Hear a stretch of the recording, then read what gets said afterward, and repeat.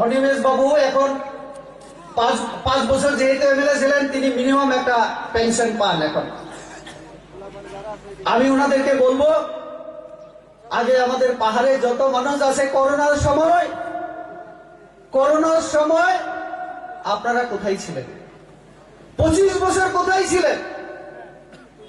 এখন আমাদের জনজাতিদের জন্য এত মায়া কান্না বলছে, এখন এডিসির কোনো দরকার নেই, ত্রিপুরাল্যান্ড হলে তারপরে সব হবে।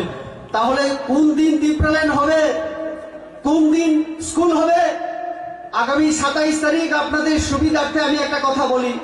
গতদিন আমি করবুকে ছিলাম, করবুকে 480 জন আমাদের জনজাতি ছাত্রছাত্রীরা ক্লাস 1 থেকে 12 পর্যন্ত যাতে পড়াশোনা করতে পারে, বই খাতা খাওয়া দাওয়া সব আমার কেন্দ্রীয় সরকার নরেন্দ্র মোদী দেবে। এরকম 18টা বিদ্যালয় হবে, একলব্য বিদ্যালয়। তার ভিত্তি প্রস্তর হলম কাইমানি যেটা বলি আমরা, ভিত্তি প্রস্তর স্থাপন আমরা করেছি।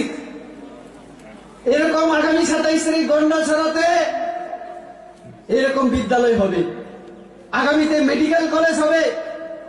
তাহলে এই কাজগুলি আমরা বন্ধ রাখি, ত্রিপুরাল্যান্ড হোক, তারপরে সবকিছু আমরা পাই, তারপরে সব নেব আমরা। রাস্তা আমি ডিএম সহ সমস্ত অফিসারকে নিয়ে 20টা রাস্তা আমি ভিজিট করেছি, পুরো 2 দিন না খেয়ে। বগেরপাড়া রাস্তা থেকে শুরু করে রৈশ্যবাড়ি, বাংলাদেশ বর্ডার থেকে শুরু করে গঙ্গানগর অব্দি আমাদের বিভিন্ন রাস্তা।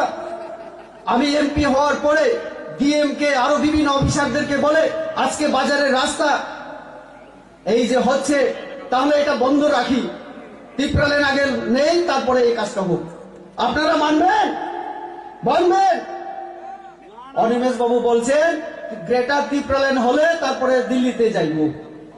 মোদিরে কইব, দাদা ভাইসাব 20,000 रुपया देना। तो नरेंद्र मोदी बोलबे হয়তো বা, কেন क्या इतना रुपया क्या जरूरी है आपको? तो त्रिपुरा को देना होगा। तो नरेंद्र मोदी দিব। এর থেকে রেবতী ত্রিপুরার মাধ্যমে আপনারা নরেন্দ্র মোদীর কাছে ডাইরেক্ট চাইতে পারেন, ডাইরেক্ট, কোনো দরকার নাই কারণ। আমি আপনাদেরই তো লোক, আর আমি নরেন্দ্র মোদীর লোক। তো আপনারা আমার মাধ্যমে সিপিএম হোক, কংগ্রেস হোক, যে কোনো ব্যক্তি এই ত্রিপুরার জন্য, গন্ডাছড়ার জন্য যদি ভালো প্রস্তাব মনের মধ্যে থাকে, বলুন আমাকে, বাজারে দাঁড়িয়ে বলুন, সবাই শুনুক। এই কথা আমি যদি পার্লামেন্টে না বলি, আমার নাম রেবতী ত্রিপুরা পাল্টে আপনারা যে কোনো রাখুন।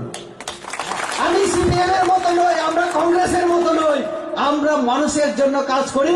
সিপিএম এর ভালো মানুষ যদি ভালো কথা বলে, আমরা সেটাকে গুরুত্ব দিয়ে, মূল্য দিয়ে আমরা বিচার করি।